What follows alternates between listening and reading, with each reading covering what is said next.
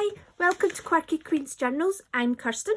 I have 95% finished the Torn Pocket Junk Journal. I've still got a couple of pockets to fill, but I'm loving the crocodile mouth. It is fabulous. It is sturdy and it is really functional apart from one set of pockets, which is annoying, but lessons learned. So this page here, you've seen that in the making of it. It's just the little book page pockets, and these are the sort of vintage photograph picture style ephemera that I've made. Made this one like a little specimen pocket, and it's got a little bit of masking tape just to add to it. This is staff at a London hotel in the Victorian days. And this is a little Victorian girl.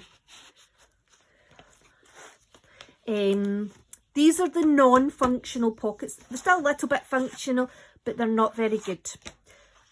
Having a bottom pocket and a top pocket that are fully adhered at the sides, they don't give you much to play with. This should have been more like tuck spots, and then they could have worked together, but they kind of just work against each other. These are bookmarks that I made in the tag booklet video. It's quite a while ago. Do you want me to go through? And I will need to I'll need to find a better playlist order titles, you know, for them, because I'm just putting everything under junk journal. So you can't really find anything. Anyway, this is just a wee raggedy style. This is the watercolour patterned book papers that I made, where I made a lot of them in one go, and with raggedy edges. This is, I love these ones. This is the napkin, making your own scrapbook paper with napkins, where I used just a glossy book page, and then I put scraps of paper on. It was the brown paper off the table, so they were kind of painted already. So it stops it being a flat white. It gives kind of depth to it and a more natural look, because you can see flashes of colour coming through, but they're very muted. And this is, I'm not sure where this is from. I think this is made with the vintage notebook and tags that I made. Though I make everything in a vintage style, so anyway, I love this. I love how it feels. Because it's been layered a lot, it feels lovely. So there we go. And I love these because they're very wintry. Oh, sorry. Now, this is out of the Kings and Queens of England by Antonia Fraser book. It's got so many great pictures, and then a little bit of map, scrapbook paper, and that's one of those fine papers you get in the inside cover of, you know, a good book. And this is just gesso, acrylic paint, and coffee dyed glossy paper on the back. I have started making not quite sure where I'm going with this yet. Basically, I put it in here to show you how good these pockets are. Very sturdy, very large, and very useful. Apart from those two in the front cover. So my idea was to try and make a vertical notebook. You know, with it maybe starting here and coming down, but I haven't quite decided on the structure fully yet. But I'm liking the outside, so there we go. So this was one of the vintage style tags, again made from the layered pages, where it was basically book page, scrap paper, tissue paper, and then I've painted it with white acrylic paint that had a splash of burnt sienna in it to give that lovely vintage pink. And I love this. These look so fragile, but they're so sturdy. They're crispy. I love them. Love them. And this is my first rogue pocket with nothing in it. So here we have, I started making a fairy tale journal that I've still to finish, mainly because I kind of ran out of fairy tale books. I need to get more. I need to look for more when I'm buying books, and I haven't. So the fairy tale journal is on hold. This was vintage music page paper, and I used it on these two, and then that's some of the Pepin Baroque paper there. So this is Mary Quite Contrary, and I love her. She looks amazing. And this is Wendy's mum from Peter Pan. I just like her Victorian style.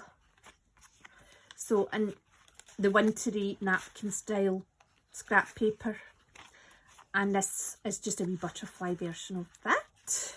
So, and then in here, it's got another rogue pocket. These pockets are much better than the front ones because they have a much shallower point where they adhere. So you can put something in here, and then I don't want to use that because that's where is it? Here. And then and then you can still put something in there and they work together, or you could put something in there. It would need to be something smaller to have the bottom pocket displaying, but anyway, they're much more functional is the point. So more of that music paper. I absolutely love this. It's gorgeous. And this is the Pepin Baroque book. So two great big pockets there. Now these are the easy hinged hidden paperclip pockets that I made. So with the paperclip, you could either hinge it onto the page so that it covers the paperclip that way. So when you hinge that onto the page, when you paperclip it onto the page, like so, I'll use this. As long as you're near the bottom of the page, obviously, or at the top if you put it the other way around, it covers the paperclip on the other side. So that's what these are, with the lovely botanical book pages that I got cheap on eBay, and these are Canva printouts. So I just I didn't hinge them on. I left this flapping so it covered the front of the pocket like so. And then just to show you,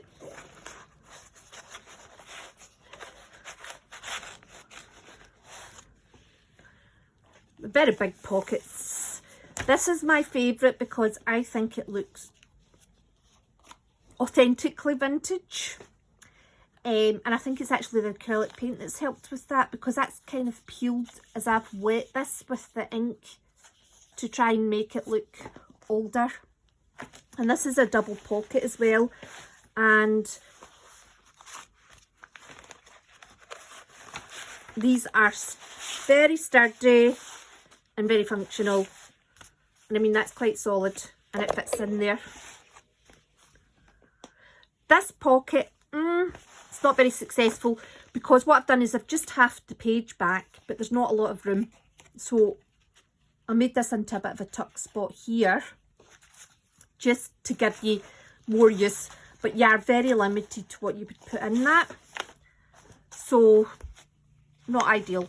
And this is the back page, and it's just one great big pouch pocket. So as you can, I've tried to blend it in with here. I've just used masking tape. I think masking tape works really well for a bit of an aging effect. It looks like you're bandaging it up.